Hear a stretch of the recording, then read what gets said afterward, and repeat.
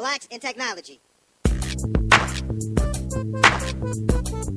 Blacks in Technology. Blacks in Technology.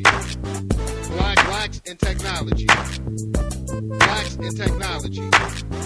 Blacks in Technology. Good evening and welcome to another very exciting broadcast of the Bit Tech Talk podcast, aka Blacks in Technology podcast.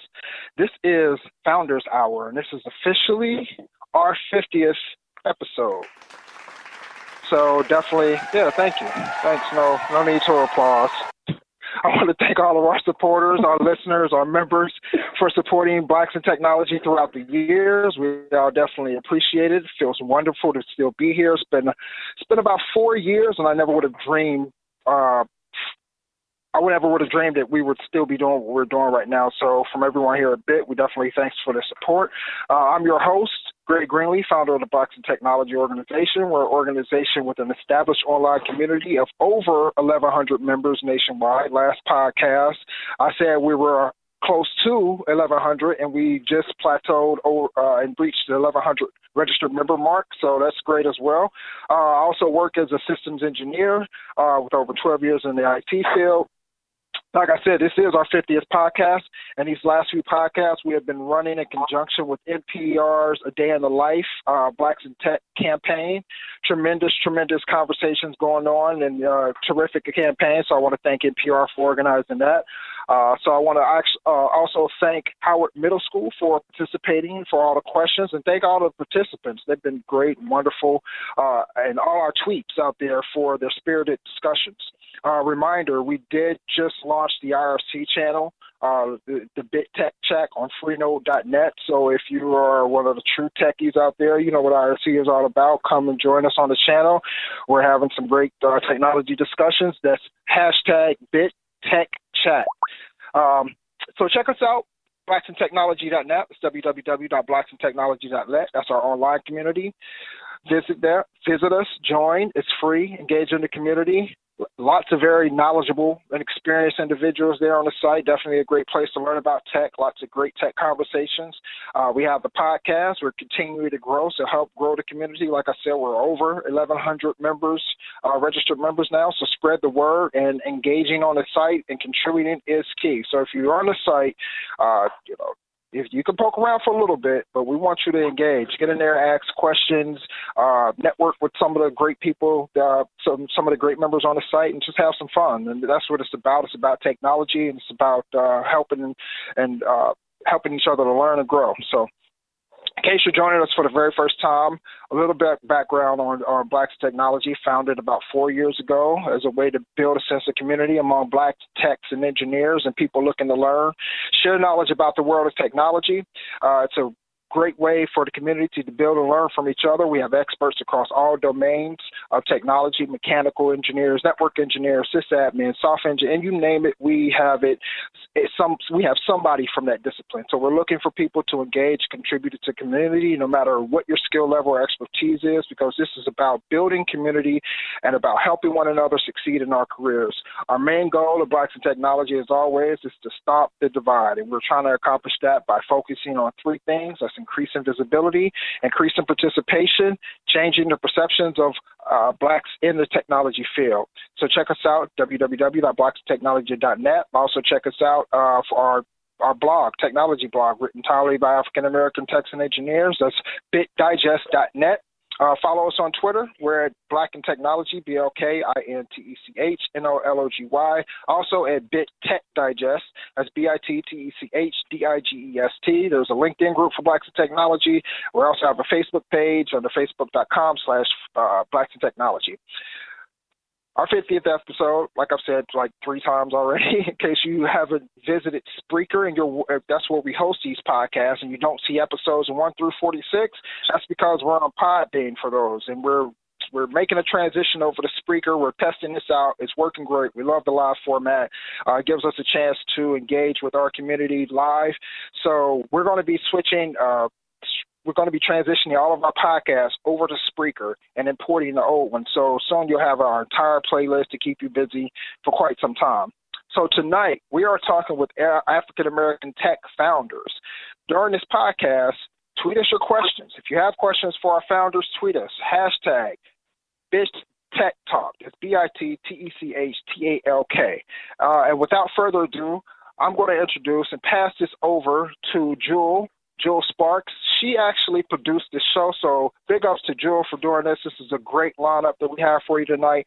I'm not going to hold her back any longer. I'm going to go ahead and let her introduce our guest. So, Jewel, go ahead and take her away.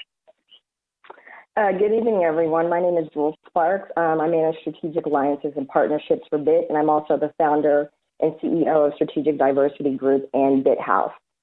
Without further ado, I'm going to introduce you to our guests this evening. Charlton Bell, Nicole Cole, Brittany Fitzpatrick, Deshawn Amira, and Candace Mitchell. Let me tell you a little bit about Charlton Bell. Charlton Bell is the president and CEO of BioNanovations Corporation. BioNanovations has developed a bio-nanotechnology-based device called TestQuick, which allows doctors to diagnose and or monitor bacterial infections in real time. Charlton has a Master's of Science in Biomedical Engineering and is currently finishing up his PhD at Vanderbilt University in Biomedical Engineering with an emphasis on bio-nanotechnology. Infusing novel bio-nanotechnology into current medical systems and devices for an increase in point-of-care ability, efficiency, and ease of use has been Charlton's dream since he was adolescent. Charlton, thank you very much for joining us this evening. Thank you for having me. Thank you. Our next guest is Nicole Cole. Nicole is the founder and CEO of Skydera. Skydera is a cloud computing and big data company focused on building modern tools for a modern IT world. Nicole is a veteran of big data and data analysis.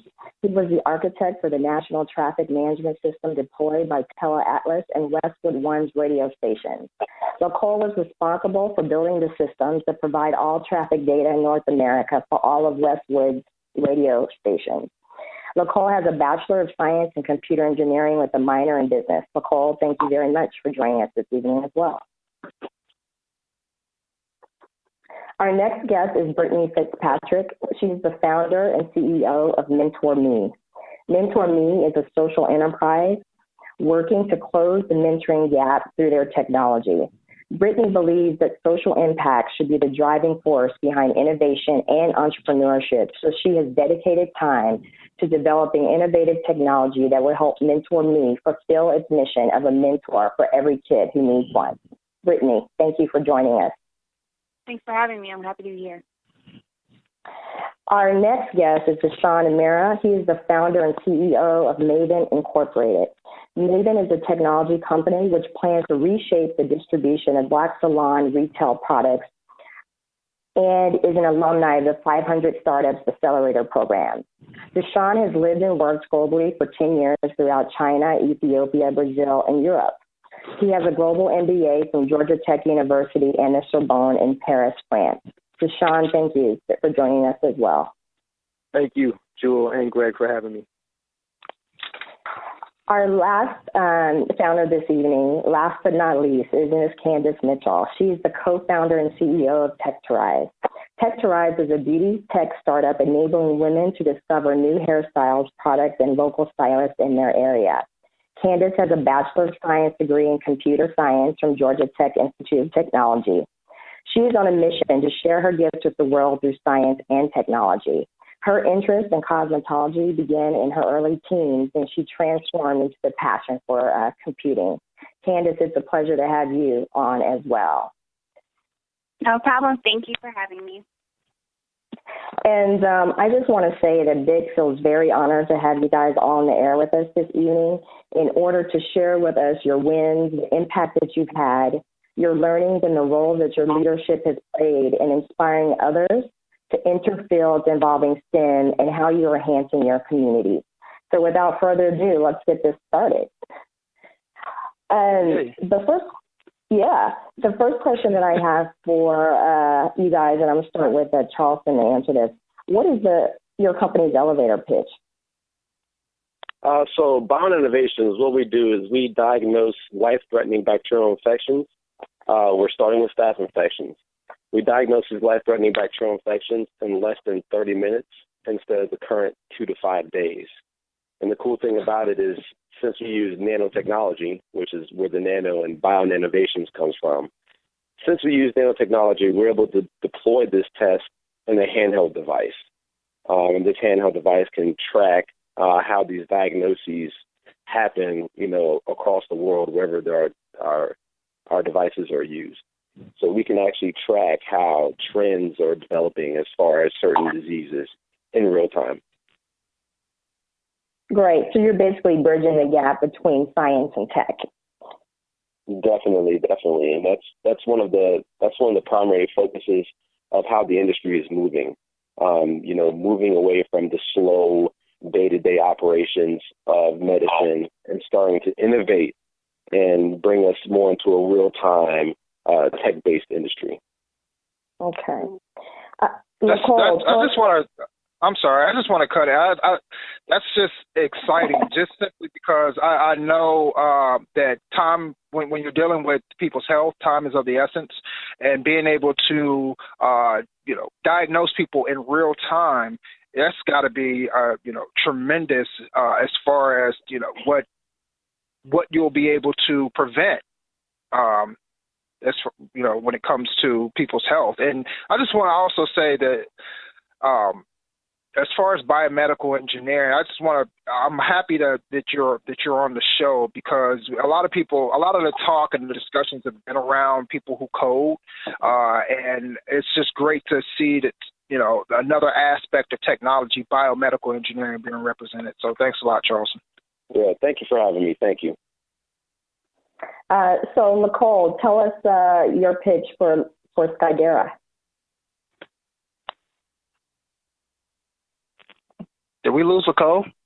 I think we might have lost Nicole. Oh, okay. Man. We'll come back move down on to Brittany. Back in. Yeah. So Brittany. Yes. So, I'm here. Mentor me, please. Tell me a little bit about Mentor Me. Sure. So Mentor Me is leveraging technology to help programs better match and manage mentoring relationships. And our current focus is youth mentoring, where there is a gap of 15 million kids who want and need mentors, but who are currently going unserved because the process of matching mentors and mentees is currently very paper-intensive and therefore unscalable. So our technology is designed to not only create better matches for mentors and mentees, but to do it in a more efficient and cost-effective way that can be tracked and measured so that programs can actually improve over time and scale their impact. Wow. That's impressive. Yeah, we need to talk. We need to talk to Brittany. Yes, we do. Yeah, because that's one of the biggest things that people talk about when aspiring or seeking a career in tech is there's no mentors. And I've always wondered, like, how do we match up people that are interested in getting into tech with mentors? We have a membership base of 1,100 tech professionals. So there should be no reason why people can't reach out or be able to find somebody on our site. So yeah, we'll definitely be talking. Absolutely. Well, you have that information, so feel free to reach out if you have to help. Okay, I will. Yeah, and it's so interesting, because the past couple of weeks, we've been engaging a lot of our founders and leaders, African-American leaders, with the NPR, Twitter series. And every day they're talking about, find a mentor, have a mentor, and the importance of us aligning as, leaders within our community with children. And also just to help engage them and encourage them to go into fields of STEM. So what you're doing is definitely much needed, for sure. Thank you so much. Mentorship shouldn't have to, always be an in-person thing. So being able to, have something like Mentor Me and have it, in the virtual world, which a lot of things are nowadays, is great. Yes, and that's where kids are as well these days. So it just makes sense to move in that direction. Definitely. Very cool. So Deshaun, you just arrived back from China. I was aware of that. Yes, and you're recovering. So first of all, I'm very happy that you recovered enough to join us this evening.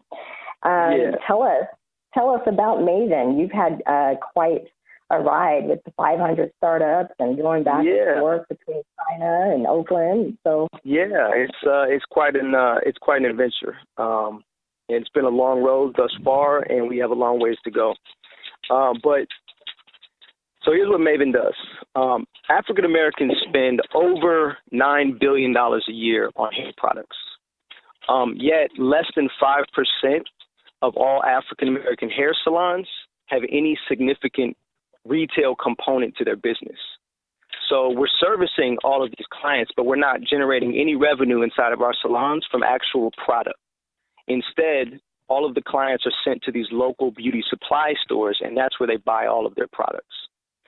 So what Maven does is we enable any hairstylist or salon to retail products directly to their clients, but without having them have to bear the cost of buying or holding any inventory. We have stylists using our platform right now. We're approaching close to 1,000 hairstylists now, and we have stylists who are increasing their revenue per client by up to 100% by using Maven. Nice. That's great. So you're basically enabling salon owners to also generate revenue from the sale of these products to their clients as well. Is that correct? Yes, salon owners and hairstylists themselves. So we actually target the hairstylists themselves. But, you know, in other demographics where it's very typical that they sell product in the salons, a salon can generate up to 40% of all of their revenue from just selling product.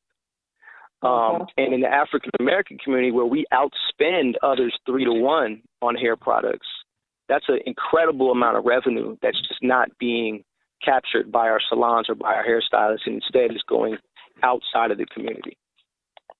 You know, I have to give it to you because, you know, I've gone to those beauty supply stores. And you know, I've heard for a number of years that it's really difficult, like basically to purchase some of those products. Because is it true that sometimes the beauty supply owners, they have like sometimes they're the only ones that can purchase, you know, the products and stuff from China and all that stuff. So how are you getting beyond those issues? So yes. So let's just, 80% of all the beauty supply stores are owned by one ethnic group that are not African American. And they source all of their products from China. Yes. They're not Chinese, but they source all of their products from China. I have a background in international trade. I lived in China for a couple of years. I speak Mandarin, and I've done a lot of import-export from there. So we go to China, we go to India, where a lot of these products are sourced from, and we go directly to the manufacturers. These manufacturers have no problem dealing with us. The distributors, however, the ones who supply all the beauty supply stores, they are typically much harder to deal with and harder to get retail accounts with if you are not in their circle. Okay, that's what I thought. Thanks for sharing that. And I'm sure you and Candace, I have a lot to talk about offline as well. Yeah, definitely. So without further ado, you know, Candace, tell us about Texturize. Sure. Texturize, we are a beauty tech startup based in Atlanta, Georgia. And we're a team of computer scientists and chemical engineers, and our mission is to disrupt the hair care industry using science and technology, and we're primarily focused on the consumer. We've produced a mobile app. It's called Mayavana. It has its own brand name, and it's for women to discover the best hairstyles, products, and local stylists in their area. We're targeting African-American women. We actually control a third of the hair care industry revenue, and we're only 6.5% of the U.S. population. So that just shows how much that hair care and beauty is a priority when it comes to spending. However, with the movement of growing out your natural hair and using different types of products that are either organic or more better for your hair texture, a lot of women have resulted to finding different types of hair care content online to maintain their hairstyles, and everything is disintegrated across the web. You have pockets of conversations on social media, on forums, on different websites, and what we're aiming to do is create a one-stop destination for hair care information, shopping, and socializing. And we're going mobile primarily because our target market, over 70%, researches information on their mobile phone before purchasing or going with a specific service. And so we're aiming to position ourselves to be a really great resource for the everyday woman on the go. And we've just launched our app a couple weeks ago and seeing some really good early adoption there. Yes. Congratulations. Nice. Thank you. Yeah, definitely. Yeah, so you and Deshaun, I think you guys definitely have a lot to talk about. You're focused on the consumer. And they're trying to find the hairstyle. He's focused on the stylist, making the hairstyle. So, I'm glad that you guys are both here, and, there's some synergies for sure. Yeah, that sounds amazing. Yeah. So go ahead. Sorry.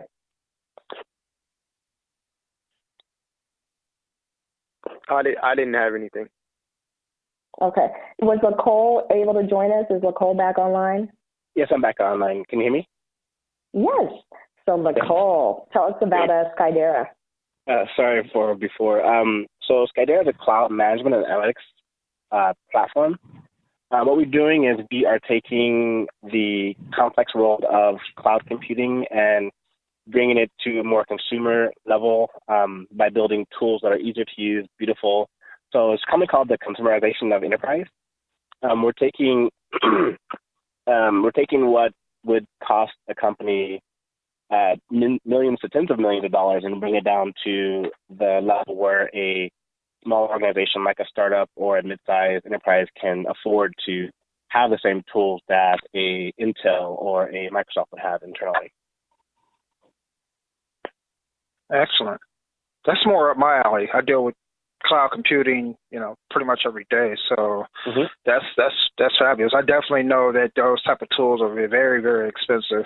And I kind of want to. I had a question. I mean, your answer just now is kind of already answered the question I had posed for you, which is what problem are you solving? But what differentiates this from something like like Splunk? So Splunk is a log analysis platform. So they analyze your logs. We actually are a command and control platform and an analytics platform. So we allow you to run your servers, manage your servers, as well as scale up and scale down your servers. And we do high-level analytics, not just what's going on with my logs, but what are my users doing in my application? Where are they clicking? How are they dealing with my application? As well as what does my top-line revenue look like? So we look at your lifetime value, your cost of acquisition, your return of revenue, and those type of things. So you're more like along the lines of CloudStack, but on steroids. We're a combination of kind of like a Google Analytics plus a cloud management platform. Yeah. Yeah. Excellent. And we want it to be accessible not by just companies who can afford $1 million or $2 million licensing fees, but startups who usually have trouble finding tools that they can use or just have to build it themselves. Is this open source, or do you have any plans on open sourcing it? There's not open source, but we have a SaaS model, so it's a subscription model. And we have definitely use a lot of open source software in our stack, and we do support some open source projects as well. So we do contribute back to some open source projects, but Skydera itself is not open source. So is this more like? I'm sorry for hogging some questions here, but is this more like is this like an appliance, or is this something that you would install on top of a already existing system, or what? Before we used to do touchless management, so you wouldn't have to install an agent or anything like that. The last iteration we have created an agent-based system, allowing for greater control. So it allows you to do many more things that weren't possible in the past.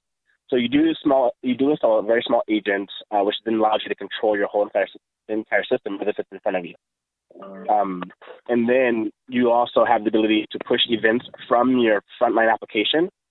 So if it's a mobile application or a web application or even an appliance, you can push events to our analytics system, and then we will give you analytics like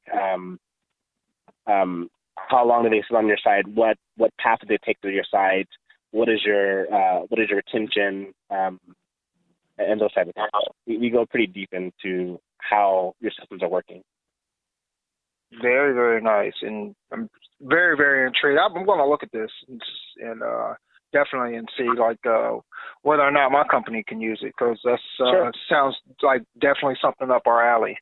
In case if you're tuning in right now, this is the Founders Hour for the Bit Tech Talk. You can follow us on Twitter at Black in Technology. It's BLKINTECHNOLOGY. Also use the hashtag Big Tech Talks if you have a question for our guest tonight, and also Bit Tech Founders. So I have a question. I'm going to move on to Britt. Britt, what impact have you made thus far with MentorMe since you launched the company? So we launched in private beta back in May with a mentoring program in Memphis. So we've already done some mentoring relationship matches, most of which are still continuing today. And I think for me personally, the impact that I hope that I'm making is just for people to see an African-American woman in this space and hopefully show a different representation than what some people may associate with African-American women, whether it be in the media or, in other sectors. And so that's just something I'm very passionate about personally. Having spent some time in San Francisco for a few months, and then also, of course, being in Memphis, I know that there's a disparity just nationwide in general, and so that's something that I'm really passionate about showing as a different representation through, the founding of my company. So you're leaning in and you have a nice tan. I'm sorry? I said, so you're leaning in and you have a nice tan. That was a little Sheryl Sandberg. Yeah, exactly. That's nice. Nice. Cool. So I want to move on to you, Deshaun. I want to talk about when a founder should start thinking about scaling. I don't know if any of you have reached that point yet where you're thinking about, or maybe is this something that they should think about in the beginning? I think, first of all, if you're going to found a company, you should always be thinking about scaling in some form or another. Scaling can mean anything, and it's going to vary depending on what type of business you start. But scaling can be going from 2 customers to 10 customers, or it can be going from 10 customers to 10,000 customers. Right. So you always want to be thinking about how can I make this business get bigger, and what are the economics of making it get bigger. But in general, if we're talking about, okay, we're at the seed stage, we've kind of figured out what we're doing, and now we want to take this to the masses, and we want to go get 1 million users or 10 million users or something like that, right? I think there's a few things that you want to make sure that you have in the bag. One, you need to know the size of your market. You need to have validated that to know, can you even scale as big as you think you can scale? If you're in Silicon Valley and you're trying to raise money, you need to have a market that's $1 billion or more in order for people to want to put money into you. So you need to think about that. From what you're doing right now, do you have enough customers, and do you have enough customer feedback to really validate that people want what you're selling. So you don't want to just go on. You can't just go on, oh, my brother or my sister and my aunties, they all bought, what I'm selling, and, they all signed up. You need to go out there and you need to go get a bunch of strangers to buy or sign up for or whatever, or subscribe to what it is that you're selling.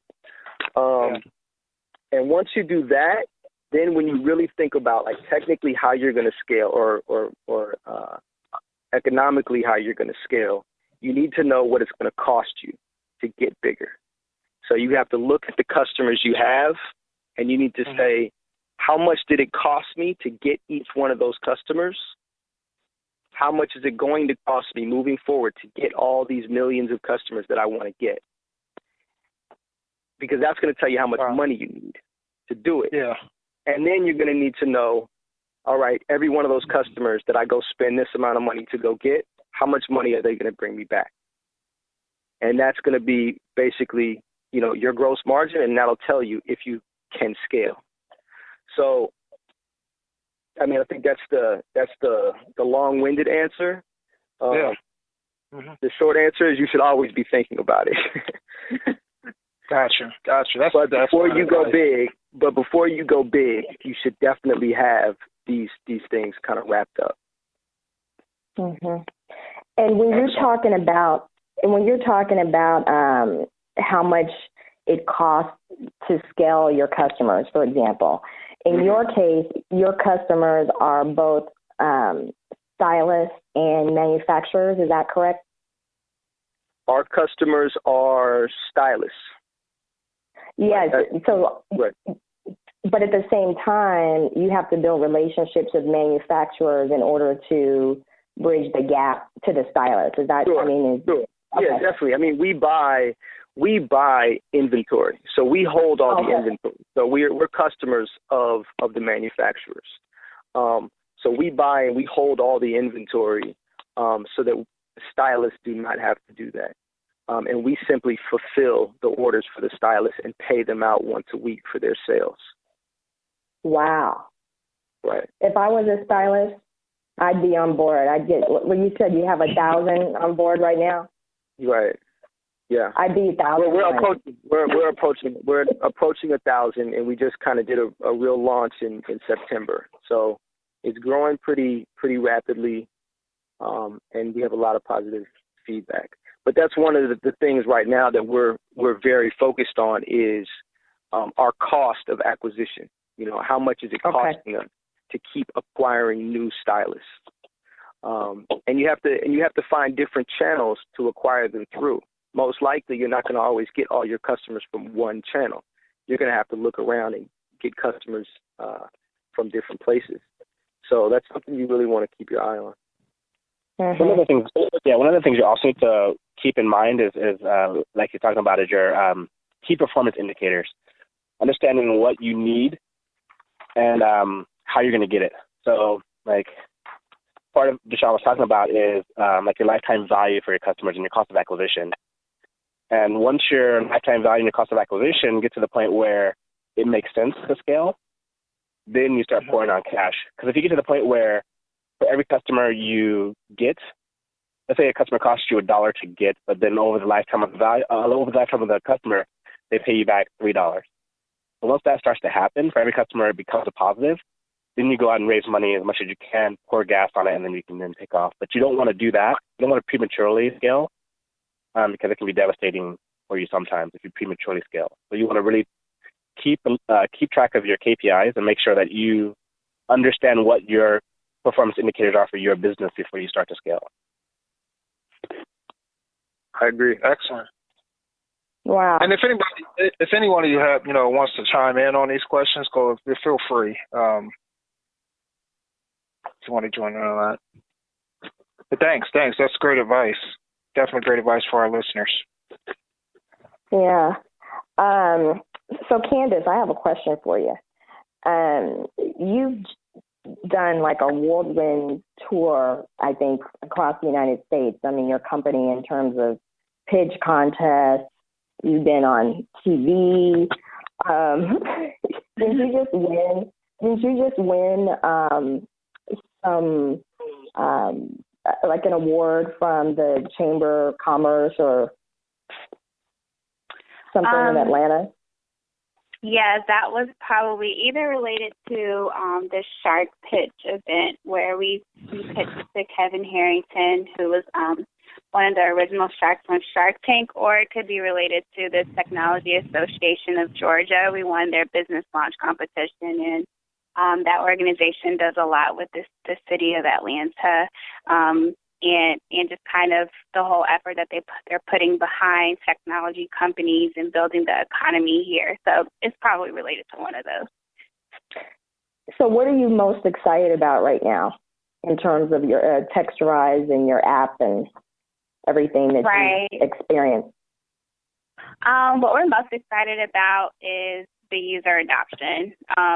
Just to have our app live. It's available in the Apple App Store right now. We decided to build on iOS first, and now we're working on Android. But as an entrepreneur, one of the greatest feelings is shipping your product. I mean, there's nothing better than just actually all that hard work and actually having something that you feel is worth putting out there into the market and seeing what your initial response is. And so getting it out there for your customers to begin using it, and that really is when the real work begins, because you start to get their feedback and you start to learn how to tweak certain things to affect your metrics, because right now we're monitoring our user funnel. So like how many users are we acquiring on a daily basis? What's our retention rate? How can we get more people to refer people to the app and get that viral growth going? And so that's just the exciting part to see, how the numbers are playing out, because that's what's going to give you your key indicators of success in terms of the growth rate without the marketing and advertising really first, because you want to see how it can grow organically first before you start putting those dollars into it, because you don't really, in the beginning, you really don't know the value of each user. And so just as we're starting to see how it's growing, that is really exciting. And we've actually gone through multiple iterations of our product, and we've done tons of customer discovery. Up to this point, we've probably spoken to over 5,000 women one-on-one about their hair experiences, yes. So just getting real detail to understand, what is it like in 2013, because we have all these social platforms and things that affect our purchasing patterns and where people are buying products, where they're going to search for content and things of that nature. So really understanding when those pain points happen, like are they at home? Are you in the store? Are you in the classroom? Are you getting ready for a date? Did you just get a new job? Like those are really key things that happen in everyday life that are trigger points for that really affect our target market when it comes to beauty and appearance. And so we're just really excited to see, what's the next step for us. And also just being in Atlanta, I know we kind of feel a little siloed from the Silicon Valley world, but Atlanta is really growing in terms of our entrepreneurship scene and really the intersection of technology and culture, because Atlanta is a hub for so many different markets. Like, we have Georgia Tech, one of the top institutions in the world, but we also have the Atlanta University Center, the HBCUs who are here, Emory is here, and then you have this budding music scene. And then, Atlanta is the hair care capital of the world, if y'all didn't know. So we have all these I know that.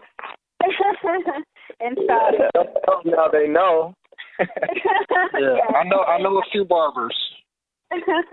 Right. We have a family called the Bronner Brothers, who are historic in the hair care industry, and they have the hair shows that happen a couple times a year, and literally hundreds of thousands of people come in town for that. And so it's just exciting to be in the midst of all this growth, especially with tech startups, leveraging the university that's right in our own backyard and not having to feel forced to move to different cities to build your company. We're just learning that we can, really use the resources that we have here. And so that's just been exciting, taking all of the learnings, the successes, the exposure, and even the failures and the lessons learned to see how can we ultimately use all that for good and move things forward for our company. Excellent. I have to take a quote from P. Diddy himself and say that if you're in a startup life, you have to be built for this, because it sounds like 5,000 to sit and listen to just 5,000 of anything. That takes a lot of patience, and like I said, you have to be built for pursuing your dreams and really putting yourself out there in order to achieve what you want to achieve. So. Big ups to all of you. Yes, definitely. So, Charleston, I want to get back to you. I want to talk about what has been the biggest hurdle that you faced during your startup process. Oh, good night.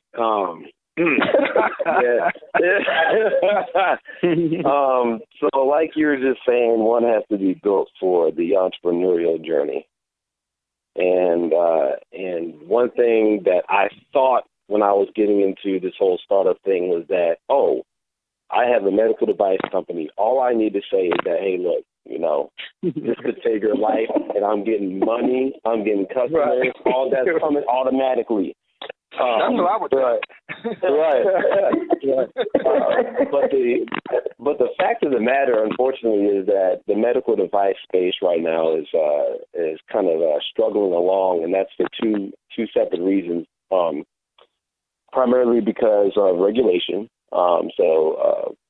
Regulation, and then investment dollars that are risk adverse and have fear of failure due to regulation, and fear of failure just due to how the human body works. You have a great idea that works in the lab, you put it in the human body, it doesn't work, or you run on human samples and it doesn't work.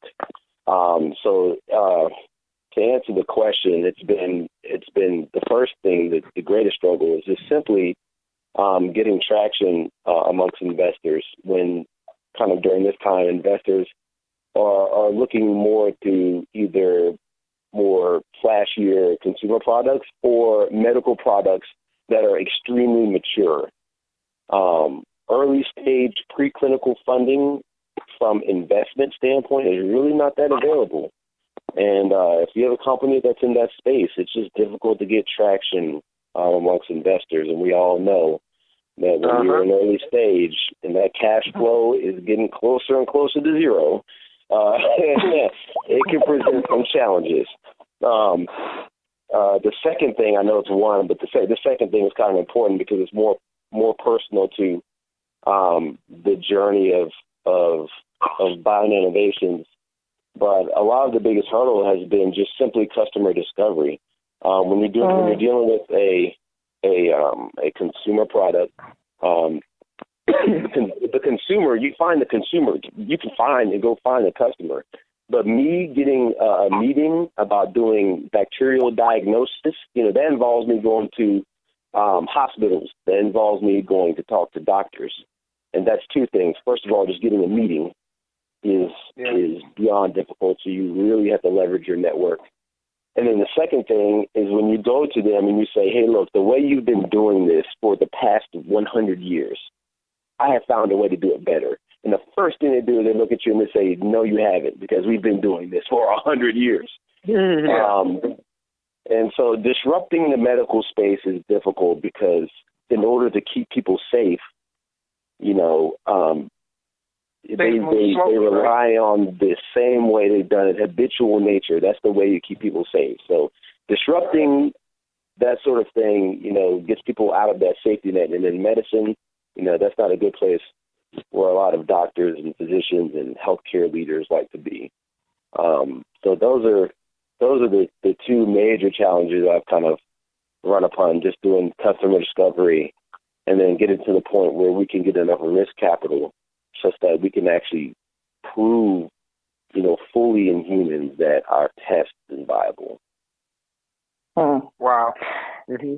Yeah. Wow. That's interesting. What it almost seems like you could just show them like an episode of Star Trek and say, "Hey, Dr. McCoy has been doing this for a long time and it's working." Right. I mean, because that's what it, and not to to make light of this, but that, I mean, it almost sounds like that's what this device is kind of does. I mean, it gives you that real-time analysis of bacterial infections, and so it sounds pretty similar. Of course, I know the technology probably doesn't match up correctly, like that, but it does sound like this is something that Dr. McCoy will pull out his pocket and go over, scan over the body, like, okay, Jim, you have this. Right.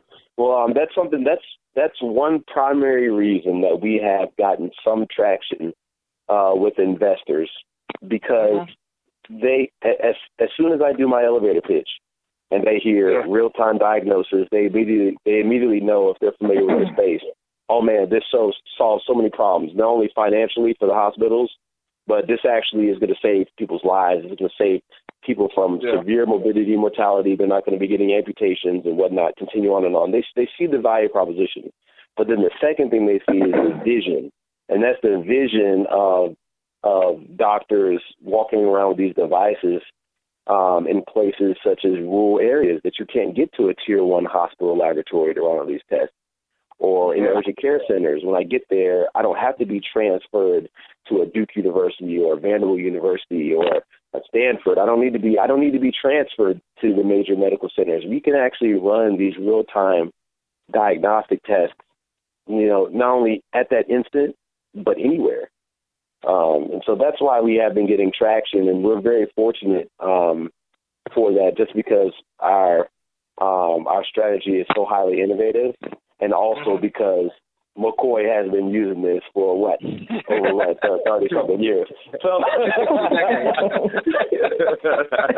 nice. Very exciting. Yeah, Charleston, I have a couple of suggestions for you. I come from a cellular biology background, and have you considered forming, strategic partnerships with already existing companies, like the Philips or the GEs of the world, that basically can help you kind of minimize barriers to entry to a lot of these teaching institutions and, the thought leaders, in bacteria infection detection and things like that. And then the second question is, would you also considering licensing some of, the intellectual property that you have in order to ensure that you could, continue to scale as well as minimize those barriers that you spoke of as well? Yes, the easy answer is yes. But going into more detail about the first one, we are slightly weary of strategic partnerships this early.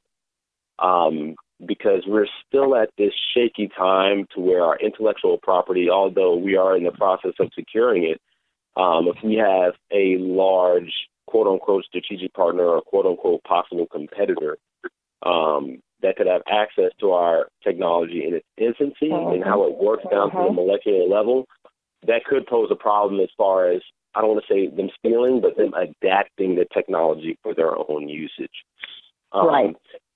So that's one concern, but the strategic partnership is something that we would definitely run headlong into once we finish with our clinical studies, because once you've proven yourself in your technology on the clinical level, that diminishes somewhat the risk of a company coming in and doing that to you. To answer your second question, again, it's yes,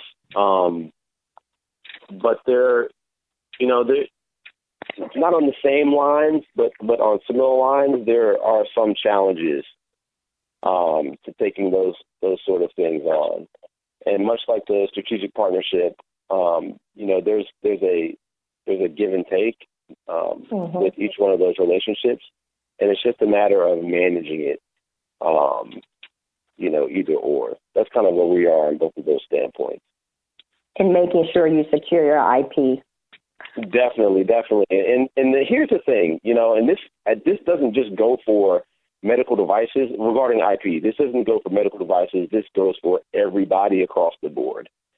You can secure IP as much as you want, but you will have a competitor that's going to come in there and they're going to challenge your IP directly in your face, which is why it's extremely important that you secure your intellectual property, not just from the patent end, but from the business end. You have to establish your brand. Your customers need to know that going with this brand, your brand, is the way to go, such that when your competitors come in, you've already carved out and acquired and secured that market through effective branding and brand loyalty to the customers that you have. Exactly. So it's double-edged here. I mean, you can't – people – I feel as though the way we're starting to see how all these patents go down in the courts and whatnot, we're going to start seeing that companies that rely entirely on their intellectual property from a legal standpoint will be at a disadvantage in comparison to those companies who have taken both sides and established their intellectual property from the legal side, but also generate this very, very, very strong brand and very effective and high-quality product, which causes customers, even when this large competitor comes in, they will say, no, we don't want the competition. We're sticking with this brand because they represent what we believe in. So I think it's a two-pronged approach for securing intellectual property, both legal and business. That's a great point. Nicole, I'm going to move on to you for a second. I'm curious, in the process of you forming Skydera, what are a couple of the mistakes that you made, and what did you learn from them, and what would you like to share? Sure. So when we started Skydera, something that was interesting, so I bootstrapped Skydera for about 2 years to get us to the point where we had a pretty sophisticated tool. I came out of the enterprise space, like a 15-year tenure out of the enterprise space. So we had a pretty strong enterprise tool, and we started to scale too fast. One of the things we did was we had a company come and want to partner with us. And then that partnership turned into they wanted to invest in us and license our technology. At the time, I thought it was pretty cool, pretty interesting.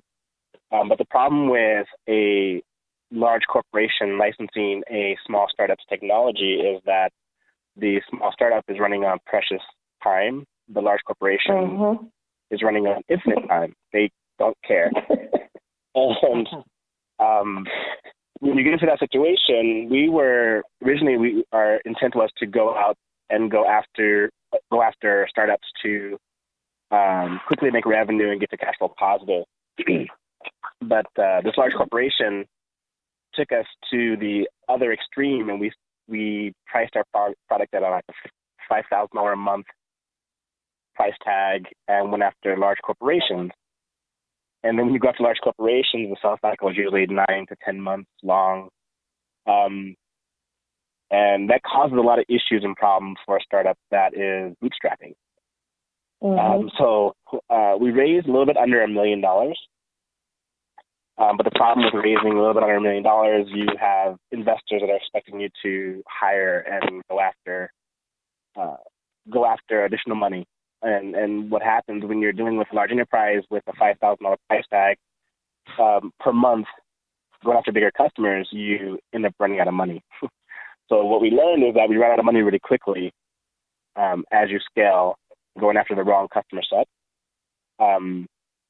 And so what you really need to understand is who the customer is and who will pay for your assets, the technology that you're building, and also understanding what part of the market you're going after, and not just being dragged along by a larger partner because that's what they want. So we ended up running out of money, refocused the company, and then started going after the original market we were going after. And it took a little bit longer to get to where we needed to be, but as we went after our initial market, we were able to come back from a nearly devastating choice of letting this larger partner drag us down a path that we shouldn't have been dragged down. So it's very precarious when you start a company and start the partnership and the OEM agreements too soon, because a larger corporation can definitely drag all of the precious resources that a startup has without blinking an eye. So you guys like are very, Pac-Man. very it is. You kind of get sucked up into the way that they do business because you want to impress them, you want to make them happy, and they're gonna give you a lot of money to OEM your software, and that OEM agreement takes 6 months to negotiate. And while you're negotiating that 6 months, you're not spending time on things that are important to a startup, like making money. Right. So you got to be very careful with that. Interesting. Mm-hmm. So, Brett, I want to direct this question to you. There's a lot of chatter around crowdfunding. You have the Kickstarters, and then you have people saying, crowdfunding is not the way to go. You have people saying crowdfunding is the way to go. Do you find value in it? And if you do, tell us why. So my answer to that would be that it depends. So I saw a really great example of a crowdfunding campaign through Black Girls. So they raised a pretty significant amount of money this summer through a summer-long crowdfunding campaign. And they were very successful, but it just takes a lot of planning on the front end to be able to execute that successfully. It's not just as simple as setting up an account on Kickstarter and there's partnerships that are formed. There's very, I would say, aggressive, consistent, social media messaging so that you can increase your reach. I mean, there's just a lot of work that goes into it. And I've seen situations where people put a lot of time and resources into the actual campaign itself during that period, and because they didn't put that work in on the front end, it almost wasn't worth the investment. So I guess my advice would be, if you're going to do something like that, to have a very clear strategy and marketing plan on the front end before you invest the time into it. But I think it's great. I have a background of, raising money online for social causes. And so I think it's great when you can, not ask people for, $1,000, but you can get 10 people to give $100. I think it's a really great approach to raising money and also raising awareness for your brand. But I think it just takes a very clear strategy and a lot of work on the front end. So if you know that going into it, then I would say absolutely try it.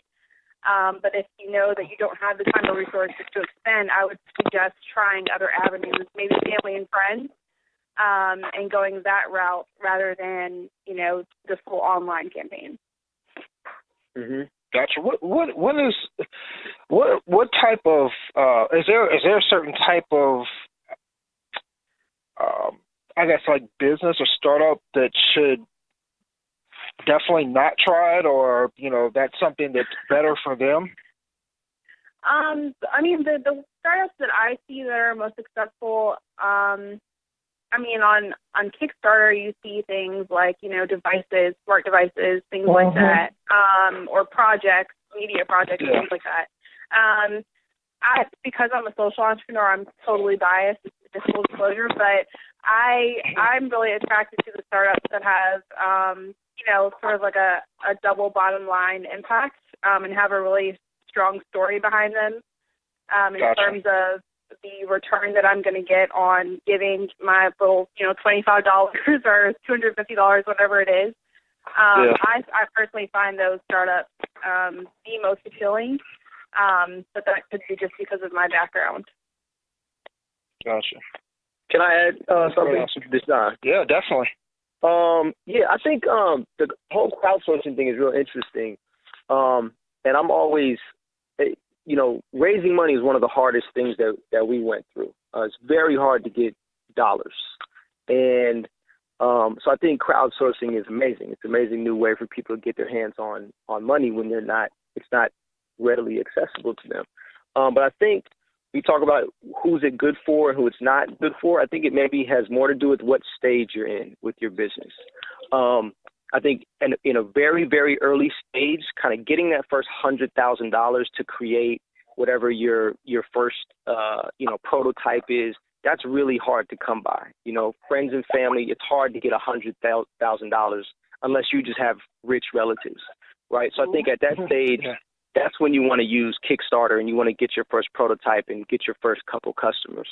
But I think people also underestimate the value of a really good investor, right? And you lose the value of investors when you go through crowdsourcing.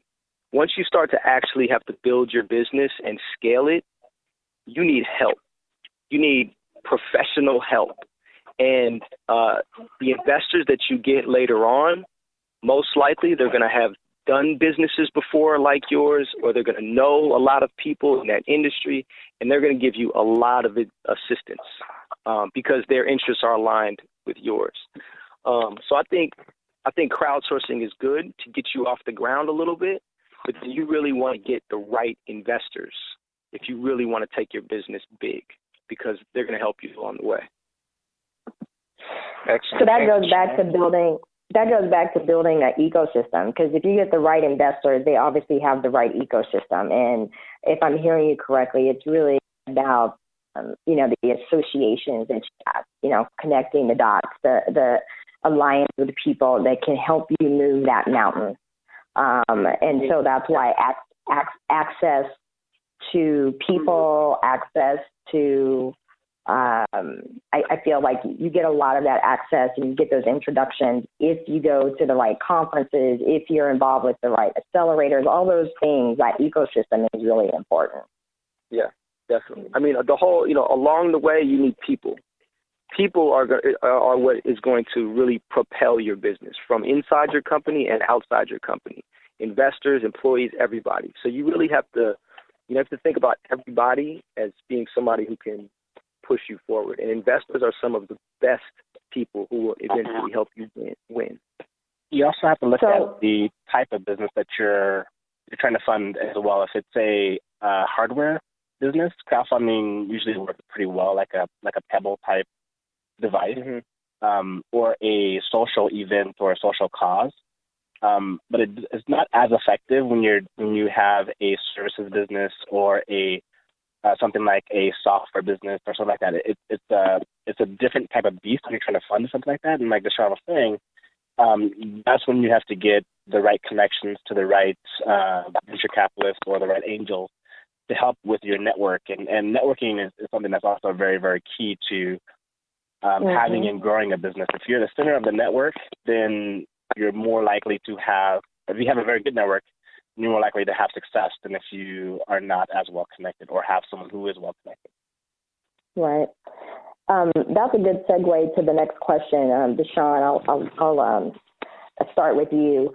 You've been talking a lot about having the right people involved with you and investing in your business. What advice do you have for founders or people who are considering becoming entrepreneurs in order to how and the best way for them to meet the right people? So I would say, one, I always say do it. Anybody tells me they have something they want to do, I say go do it. So just do it, one. But two, I would definitely say make sure what it is that you want to go do is really aligned with like who you are and what you want to accomplish out in the world or for yourself. There's a lot of people will say like, I want to be an entrepreneur, as opposed to saying, I want to do this, right? So you want to start with what is the thing that you want to do in the world, and then you say, okay, I'm going to go do that. And once you do that, then you're an entrepreneur. Because if you pick something that you just say, I want to be an entrepreneur, and then you just pick something that you think, if I do this, this has the highest chance of me cashing out and making $50 million in the next 3 years, you're most likely going to quit once it gets hard. So I would definitely say make sure it's something you really want to do.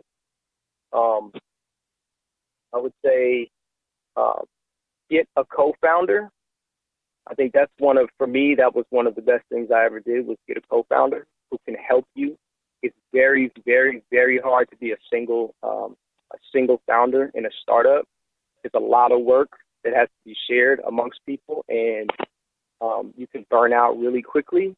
And you need opposing skill sets if you really want to attack technology and business at the same time. So I would definitely find a co-founder. And then I would do a lot of networking. I would try to get as many people on board with what I'm doing as possible. Get as many people know what you're doing, as many people excited about what you're doing, talking about what you're doing. Because, like I said before, every step of the way, every kind of incremental progress that you make is most likely going to be because somebody else that you moved along the way helped you out or made a connection for you, or helped you move one piece, to another piece of the board. So do a lot of networking and pick something that you're really, really into and go at it. Just go and don't stop.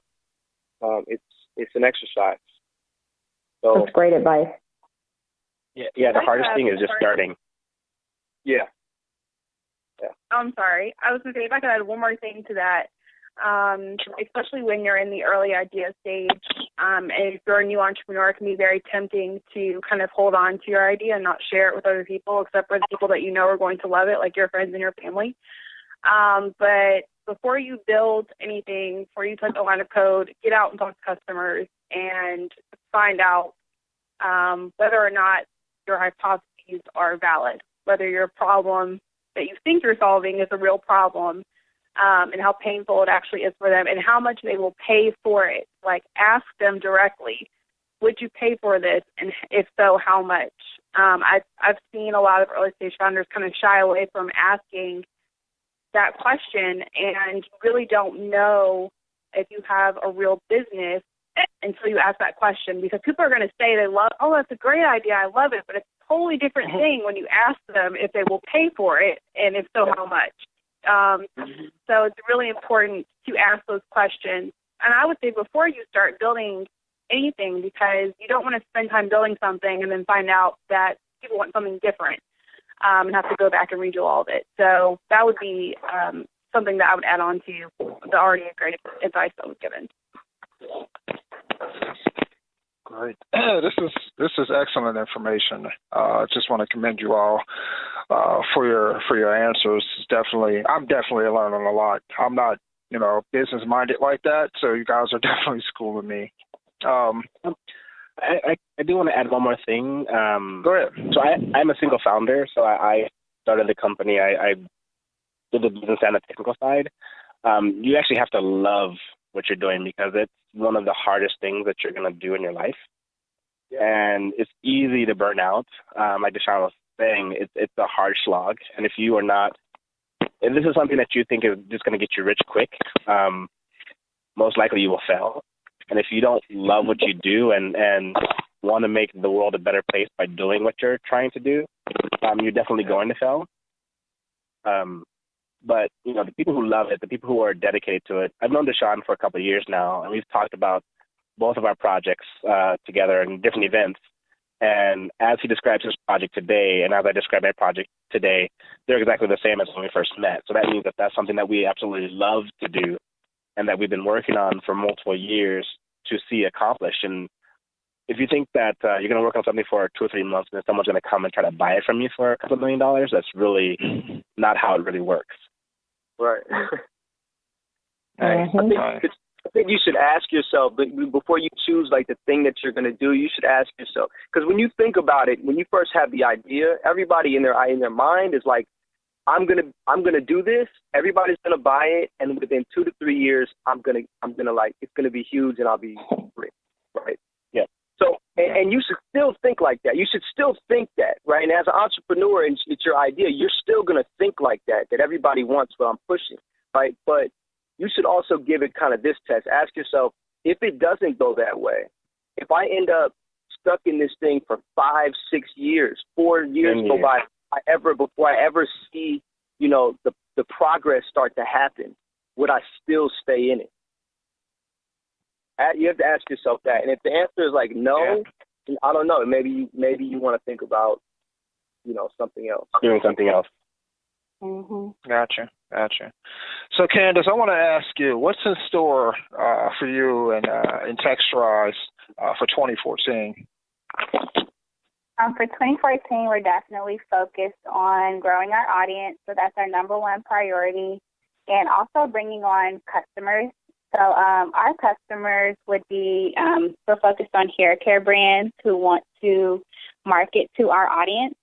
And so what we're able to do through our mobile app is all of our ads will be pretty much targeted based on hair type, based on location, and so we can segment our audience and give hair care brands a really unique way and new ways to advertise to our market.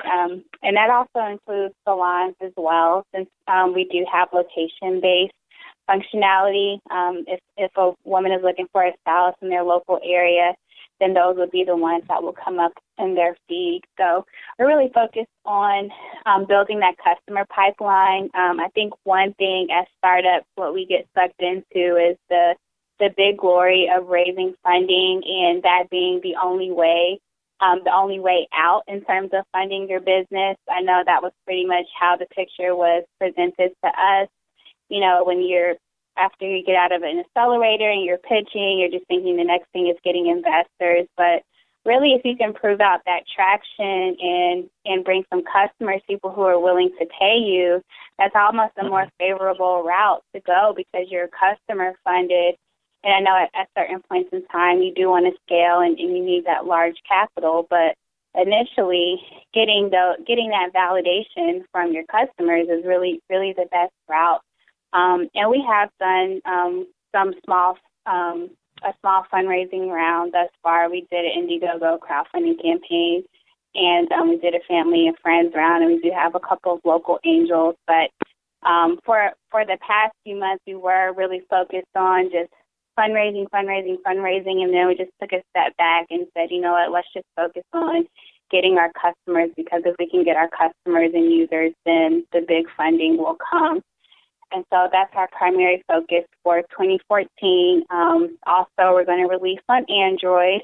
And so I know we have pretty much half of the market share since we're only on Apple right now, and Android has huge penetration. Taking over. I know, it's taking over. Yeah, I think a lot faster than many of us expected, since Apple's pretty much the head honcho in the mobile role, but, Android has tremendous things going on with their different platforms and devices. And it is a little bit more difficult to develop on, to all the coders out there. They know the pain points because, with iOS, you only have a few devices that you have to worry about, but with Android, it just opens up Android pretty much. So I'm getting ready for that. And then also working on some partnerships in the local area to meet the overall business goals. And what we really become is like a tech resource for people in the hair care industry who are not that tech savvy and don't care to be tech savvy, but they know how important it is to be in the whole mix when it comes to digital and social interaction. Like, they can't afford to just stay behind the counter or stay behind the chair anymore. We're like in a digital future is here, and so we're thought as a valuable partner for them. And so another word of advice is, as you look at your business goals for your company, just look and see what partners you can bring in to help you reach those goals, because a lot of these companies don't do it by themselves. They have a lot of, whether they're partners or, mentors, advisors who have led companies similar to yours, or any ways that those different expertise or other businesses can help, definitely seek out those things. So that's what we'll be doing as well. Thanks for sharing that.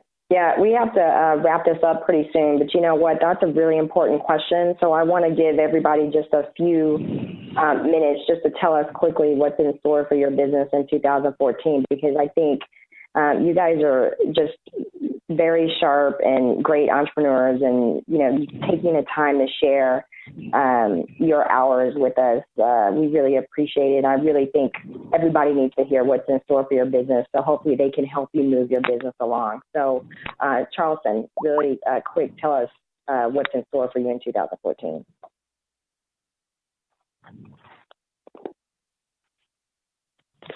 Okay, let's go to Deshaun. What's in store for us in 2014? Adding more stylists to our platform. Okay.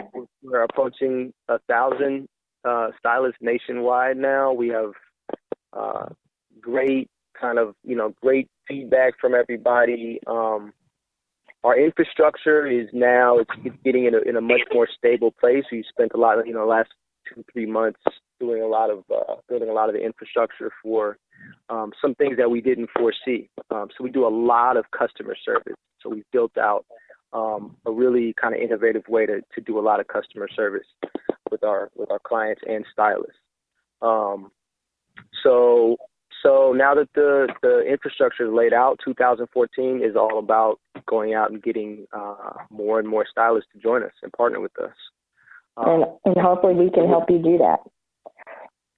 And how can we just let if you know any hairstylists out there that, you know, they're sick and tired of sending all their clients to the beauty supply store to go buy all their products, and they want to be in on that, and they want their clients to have a better experience buying their products at a better price point, let them know about Maven, MAYVENN.com. They can go there, call in. We talk to you personally. We sign you up, over the phone. It's free to join. And with Maven, you start making money the day that you sign up. So that's it. Just spread the word. We'll definitely do that. Nicole, what's in store for you? So 2014 should be very interesting for us. The cloud has now become an accepted tool for IT, which it hasn't been for the last couple of years. Congratulations. We are releasing thank you. It's been a long slog. So we are releasing our 3.0 version for Skydera, and we're releasing 2 new big data products to the market. So we're looking at, we hit cash flow positive at the beginning of this year, and we're looking at hopefully doubling in size by the end of next year. So we're really, really excited about next year and the possibility of the additional adoption of cloud technology for the medium-sized enterprise. So it's going to be an exciting year for us. Yeah. Great. Hey, and we Jules, love this is this. Charleston. Oh, yes, Charleston. Yeah, you're I'm back. I'm sorry. That's okay. What's in store for Bion Innovations in 2014? Okay, so I think something very interesting that Candace said is that the most important thing that you want to go to an investor with is traction. Numbers don't lie. You are making money. You're a business. That's something that I can't do because I have a medical device that I'm building. I got to get through clinicals. I have to go through the FDA, a lot of regulatory. But that puts us in a very interesting position because in 2014, we hope to close a $3 million round of capital that we actually have a term sheet on right now.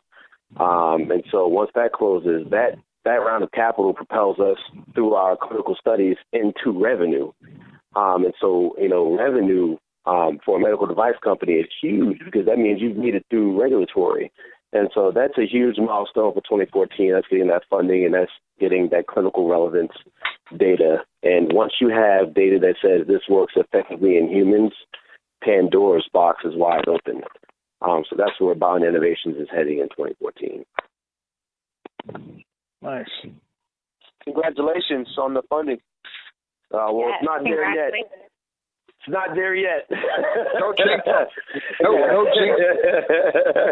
It's not there yet, but we're gonna help expose you to the right people so it can come because we really want to support all of you guys in your efforts and what you're doing. So that's why we posted your Twitter handles and all that stuff on the flyer that we had for today, as well as there was a blog that was generated today on our Bit Digest, so people know where to find you. So hopefully, we can help open some of those doors for you. And last but not least, Britt, what's in store for Mentor Me in 2014? So we'll be starting 2014 off with National Mentoring Month, which is January. Yay! Yay! So that'll be a big marketing push for us. We already have a few free programs that are signed up to launch with us between the end of January and early February. We'll be closing our first term sheet at the end of January. And really just looking to grow at that point, just going out and selling to as many programs as possible, opening up our beta to try to grow the company. So 2014 is going to be a big year for us, hopefully the beginning of several more years of success. So. Excellent. Well, everyone, go ahead, Drew. Yeah, so this is the last question, and it's only one word answer. So with that being said, we'll be able to really wrap this up. So in one word, I would love for each and every one of you to let us know how you did this entrepreneurship. Kind of breaking up. Did you all get that? Yes. How would we describe entrepreneurship in one word? Yes. That's correct. Faith. Man, that was my answer too. Man, that was my answer. Took the word right out of my mouth. All right. Well, we know one thing. You all are entrepreneurs because you all think like it. I had to get in there before him. I would say perseverance. I'll say exercise. I'll say resiliency. Yeah. Great. I'd say passion, and you guys all have that. So I definitely wish you guys much success for sure. Yeah. Can I have a backup word? Sure. All right. Since I can't go my number one, faith. My number two is vision. Vision. If you lose that, all hope is lost. Right. Excellent. Excellent. Well, I want to thank all our brilliant guests. I want to thank each and every one of you for taking time out to join us and drop some jewels for us and our audience members. It's been a great and very informative podcast, one of the best ones that we've had. And I like the fact that this conversation was very progressive. So we talked about, real things and your experience, and you gave our audience members a lot of great information. You all were wonderful. Much success to each and every one of you. Definitely keep in touch with BIT. Let us know how you are, how each one of you are doing. Let us know how your business is doing. And if you haven't already, join the site. It's free. There's people that could benefit to some of the experience and knowledge that each one of you have, and we definitely need more of that. I also want to reiterate before we leave how incredibly appreciative we are for the support and love we've gotten over the years from our audience members and all of our supporters. BIT is going to continue to do these podcasts. This is the last one of the year, but we're going to continue this. We're going to continue providing you with content via bitdigest.net. We're going to continue highlighting our brilliant people in tech like we did tonight, letting you get to know them, and we're going to continue to grow as a community and also strive to help our people become world-class in the tech arena. So we're going to be bringing you some fabulous and terrific things in 2014, so stay tuned for that. Most importantly, I just want to say this isn't just about BIT. This is more about the movement, and BIT or any one organization is not going to be able to do this alone. So in 2014, what I would like to definitely see from everybody is more collaboration. We have a common goal. We have a lot of great organizations out there really making the push. So let's get more organized. Let's take the great things that we all have to offer, and let's make even more progress in 2014. So I want to thank everybody for listening on behalf of everyone here at Blacks in Technology. Have a happy holidays and a safe New Year's. And also, I want to shout out to Yuri. how can I forget Ayori? Shout out to Ayori for even putting this idea of doing this countdown to 50 out there. And thanks to Jewel for both you and Ayori for producing these podcasts and getting all the wonderful guests that we have on here. You guys did a terrific job, and I couldn't have done it myself. And I thank you both just for having you part of it. So thanks everyone. Good night, everyone. Thank you for your time. Thank you so much. Thank you. Thank you. Take care. Take care.